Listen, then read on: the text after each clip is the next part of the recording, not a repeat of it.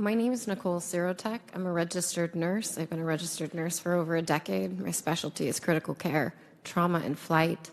Since the start of the COVID pandemic, I've actually been rebranded, I guess you can say, as a leading expert in early intervention strategies executed on a large mass scale using the FLCCC protocol, as well as COVID patient ventilator protective strategies to optimize COVID patients on the ventilators.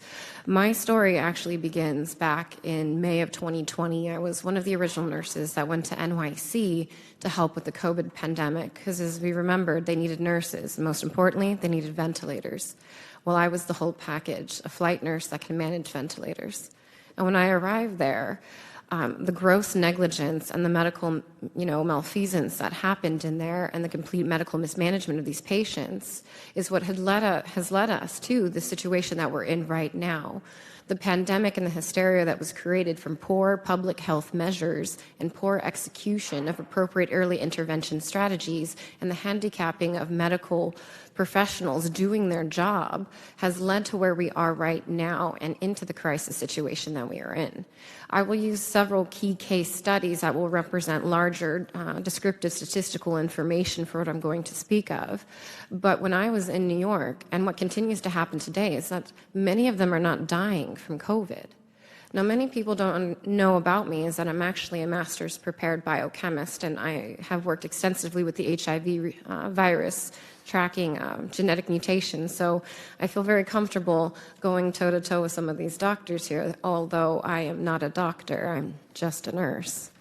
But what we saw on these front lines, we knew what was happening.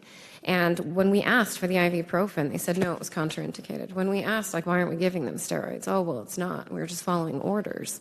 Following orders has led to the sheer number of deaths that has occurred in these hospitals.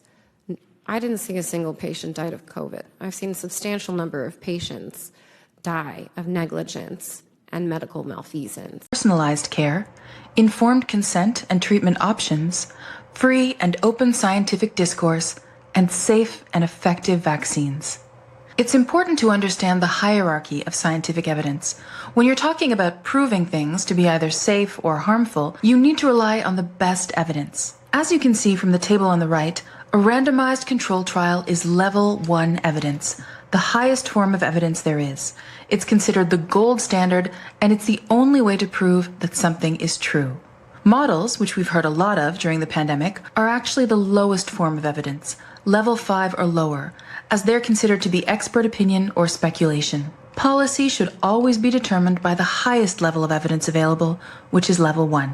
So first, we're going to talk about Pfizer's original trial report that came out in December 31st of 2020. It was published in the New England Journal of Medicine, and it showed 2 months' worth of safety and efficacy data. It described how the trial started with over 43,000 people divided into a treatment group and a control group, and how for 2 months they followed them to see who developed COVID-19. The report claimed that the inoculations were safe and showed 95% efficacy 7 days after the second dose. But that 95% was actually relative risk reduction. Absolute risk reduction was only 0.84%. Many people don't know the difference between relative and absolute risk reduction, so we're just going to show you what that means. Pfizer reported that its vaccine shows a 95% efficacy. That sounds like it protects you 95% of the time, right? But that's not actually what that number means. That 95% refers to the relative risk reduction, but it doesn't tell you how much your overall risk is reduced by vaccination. For that, we need absolute risk reduction. In the Pfizer trial, 8 out of 18,198 people who were given the vaccine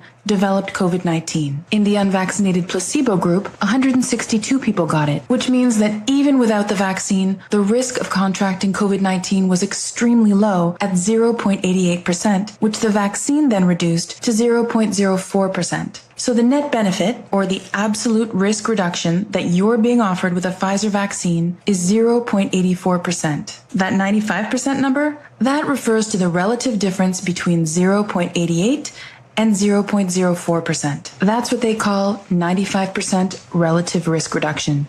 And relative risk reduction is well known to be a misleading number, which is why the FDA recommends using absolute risk reduction instead. Which begs the question, how many people would have chosen to take the COVID-19 vaccines had they